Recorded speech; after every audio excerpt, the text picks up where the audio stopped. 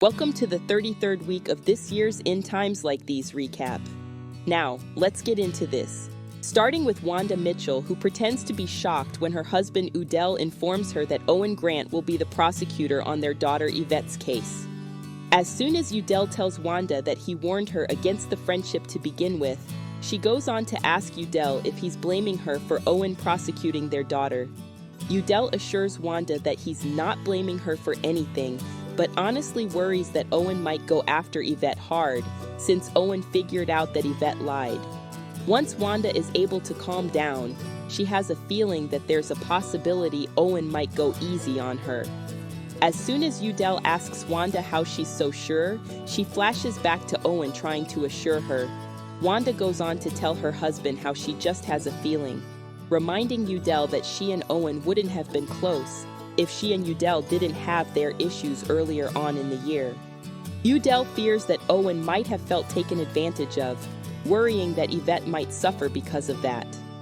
Wanda makes it known that she didn't take advantage of Owen, stating how she truly cared about him. Since the two of them are no longer friends, Udell fears that it might not be clear to Owen, promising that he won't let Owen win this case. Max Russo arrives at his older brother Ben's office, informing him about his kiss with Vanessa, but informs his brother that Vanessa only wants to be friends with him.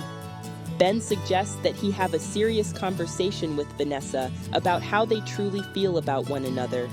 The response which Max gives is that Vanessa might not even feel the same way, feeling like she wouldn't have told him to forget about the kiss.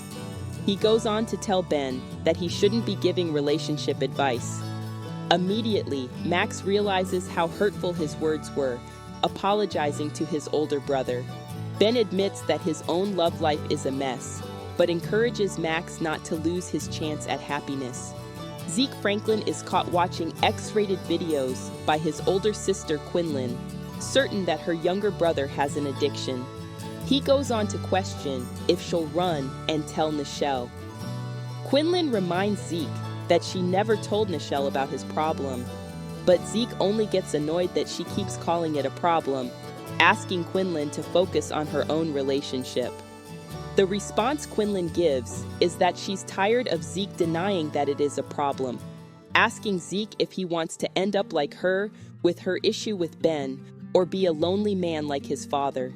Zeke states that he doesn't plan to walk out on Nichelle like how his father walked out on him. As for Quinlan, she tells Zeke that he pretty much is walking out on her since he refuses to get help. The response Zeke gives is that he doesn't know of a rehab for watching X-rated videos. Quinlan tells her brother that there are tons of resources to help him out, stating that he doesn't have to be fully healed in a day, but that Nichelle wants to make sure that he's taking the step to get help, asking if he loves getting pleasure and his pride more than Nichelle. Zeke tells Quinlan how Nichelle is the best thing to ever happen ever since their mother ended up in prison. Upon hearing Zeke's response, Quinlan encourages her brother to do whatever it takes to keep Nichelle. Just as Vivian Jones gets a call from her mother, she gets a shocking visit from Clarice Russo, asking Vivian why she never told her that her last name was Jones. Remaining unfazed, Vivian asks what her last name has to do with anything. Clarice tells Vivian how she knew someone by the last name Jones, proceeding to ask Vivian who her parents are. Vivian lies about her parentage, then Clarice walks off. Once Clarice is gone, Vivian tells herself how Clarice doesn't know who she's messing with. At Russo Jewelers, Vivian informs Lorenzo Russo that his wife Clarice stopped by because she was troubled that her last name is Jones. He promises to have a conversation with Clarice. Finnegan Burke meets with his ex-wife, Dr. Terry Murphy, informing her that the Dorvals have filed a restraining order against Kiev, which Terry has no issue with. Finnegan questions if she doesn't notice that it's possibly her fault that Kiev ended up the way he did, since she wasn't an affectionate mother. Offended, Terry demands that Finnegan leave her office.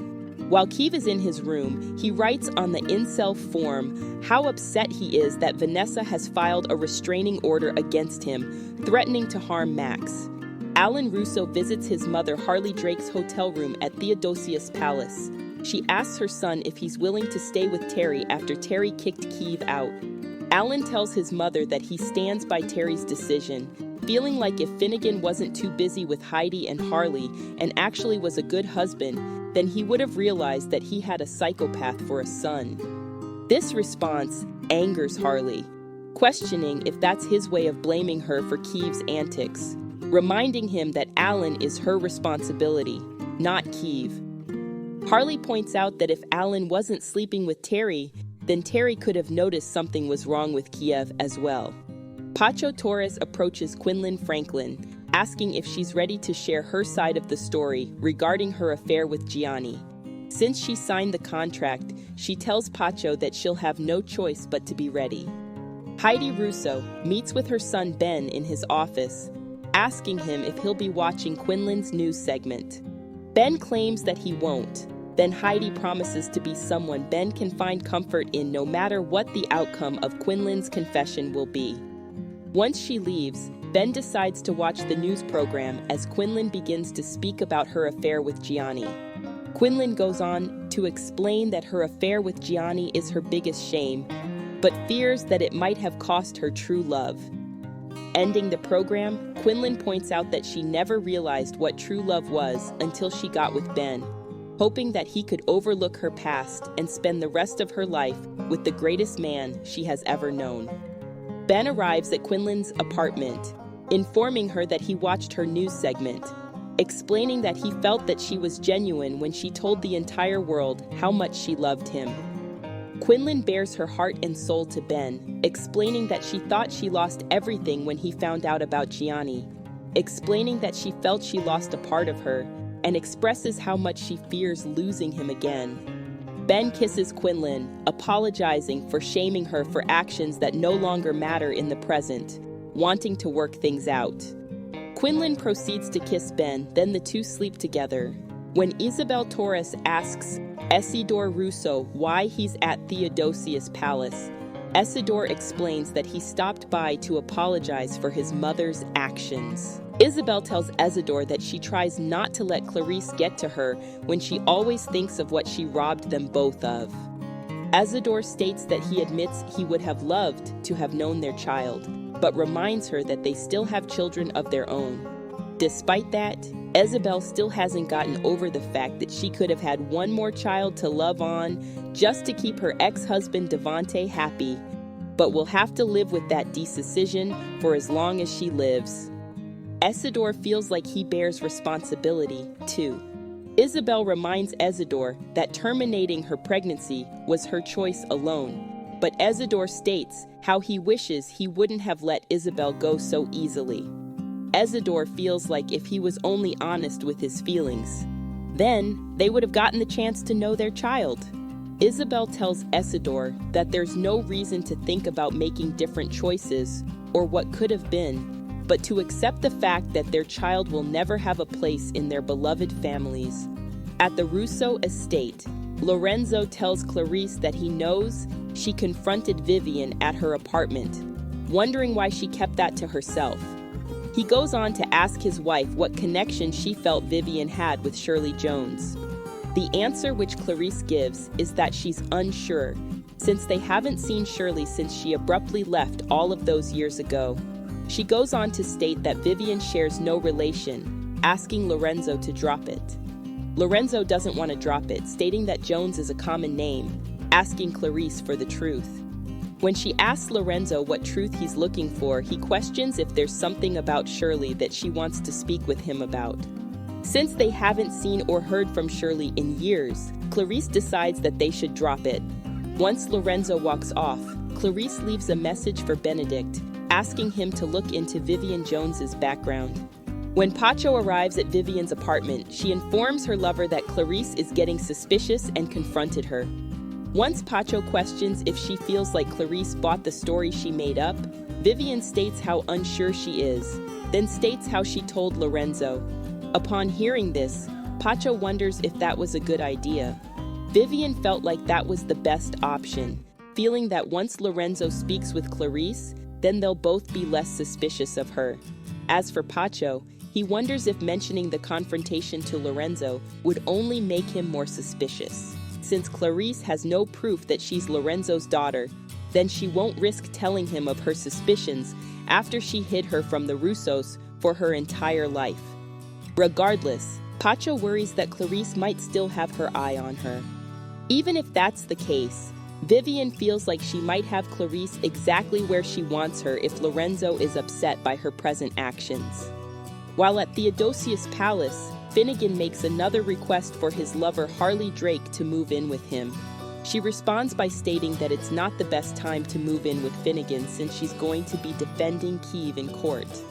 As for Finnegan, he feels like Kiev could use structure, understanding that Harley isn't Kiev's mother, but feels like Kiev could see how it's like to have a healthy relationship. Harley tells Finnegan that she can't move in with the way things are between her and Alan. Finnegan feels like Alan needs to accept that the two of them are together. Even though that's the case, Harley states that Alan won't accept it, especially at the moment. This confuses Finnegan, asking his lover for specifics. Harley tries to leave it alone, but Finnegan promises to confront Alan himself. Harley warns Finnegan that if he confronts Alan, then Alan won't be able to control himself and tell him something he wouldn't like. Finnegan questions what it would be. Even though Harley tries to brush it off, Finnegan pushes for an answer. Reluctantly, Harley reveals that Alan and Terry are having an affair. At the Dorval estate, Vanessa informs Max that her family filed a restraining order against Kiev, but Vanessa adds that Finnegan is trying to fight it so that Kiev could stay in school. She goes on to express how fearful she is to start the school year, but Max promises to protect Vanessa, expounding on how much he cares for her. Zeke arrives at Theodosius Palace, admitting to being addicted to watch X-rated content. This causes Nichelle to question what made him finally come to his senses. He admits that he realized that he was giving more of his time to the X-rated videos rather than the person he loves most in this world. Nichelle goes on to ask why Zeke wouldn't agree when she pointed out his problem to him. He admits to being scared. When Nichelle asks Zeke what he was afraid of, he answers that he felt like if he admitted to being an addict, then she would have left him. Nichelle reminds Zeke that she promised to stand by his side, questioning why he would ever doubt her. The response Zeke gives is that it wasn't that he doubted Nichelle, but that she wouldn't know what she was getting herself into if she would stand beside someone who had an addiction like he did. He adds that since his parents left him, he didn't want to risk losing Nichelle either. Nichelle assures Zeke that she's nothing like his parents, promising to stand by his side and help him fight his addictions. At Vivian's apartment, Ben confronts Vivian, explaining that he knows she lied to his grandmother Clarice, and that Vivian's mother was the former Russo cook, Shirley Jones.